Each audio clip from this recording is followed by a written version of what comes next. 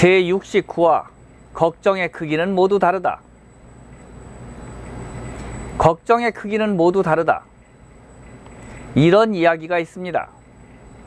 한 과부가 사랑하는 자식을 잃고 너무나 슬픈 나머지 절에 스님을 찾아가 너무도 슬퍼 살아갈 이유를 잃었다고 했습니다.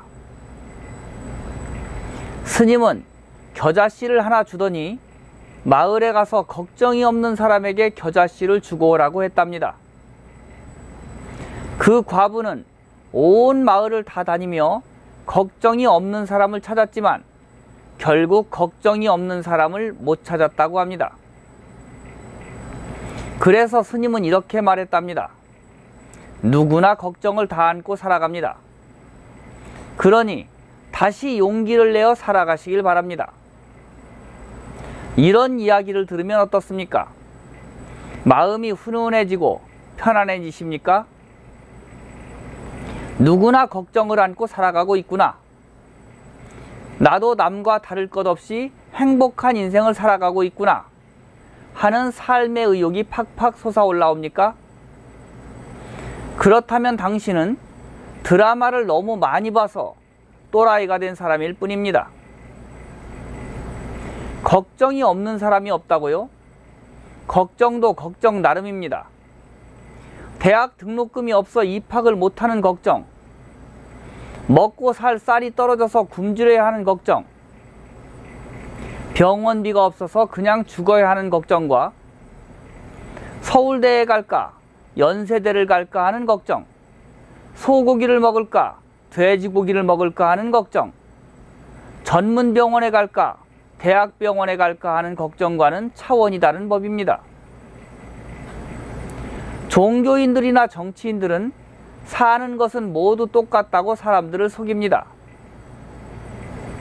그러한 것에 속으면 영원히 개나 돼지꼴로 아주 비참한 걱정만을 하면서 평생을 살아가게 됩니다. 살아가면서 걱정을 하지 않고 살 수는 없습니다. 그러나 걱정의 질을 높일 수는 있습니다. 그러려면 첫째, 자신이 처한 불행의 원인을 파악해야 합니다. 사람들은 불행의 결과만을 보고 그것에 감정적인 반응을 합니다. 그러나 문제를 해결하기 위해서는 결과를 보지 말고 원인을 찾아야 합니다. 원인을 살피면 자신을 불행으로 몰아간 원인을 알 수 있게 됩니다.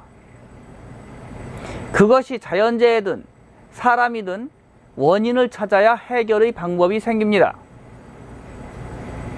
소 잃고 애양간을 고치지 않으면 두 번 다시 소를 키울 수 없는 것과 같은 이치입니다. 소를 잃은 것에 집착해서 분노하기만 하면 두 번 다시 일어설 수 없습니다. 원인을 찾아서 해결하고 난 연후에 분노를 해도 늦지 않습니다. 두 번째는 현실을 직시하는 것입니다. 누구나 같은 고통 속에 산다고 착각하지 마십시오. 내 불행의 크기를 대신할 수 있는 것은 아무것도 없습니다. 따라서 누구한테든 위로를 받으려 하지 말고 체념하지도 마십시오. 그냥 주어진 불행에 정면으로 맞서는 것이 제일입니다. 세 번째는 분노해야 합니다. 자신을 불행으로 이끈 원인을 찾았고 현실적으로 어떻게 대처할지를 찾았다면 그 원인을 찾아 분노를 표현해야 합니다. 자신을 가난으로 몰아넣은 것이 못된 지도자라면 지도자를 향해 분노를 하고, 자연재해 때문이라면 두 번 다시 그런 재해가 일어나지 않도록 철저하게 대비를 하는 것입니다. 자신에게 해를 입힌 것을 찾아서 철저하게 복수하지 않으면 발전이 없습니다. 인도 영화 중에 마운틴맨이라는 영화가 있습니다. 사랑하는 아내가 험한 산으로 물을 기르러 가다가 실족해서 죽고 말았습니다. 다른 사람 같으면 마누라가 죽었으니 옳다구나 하고 얼른 재혼을 했겠지만 그는 마누라를 죽인 바위산을 향해 분노를 했습니다. 그리고 망치를 들고 바위산으로 가서 바위를 쪼개 길을 만들었습니다.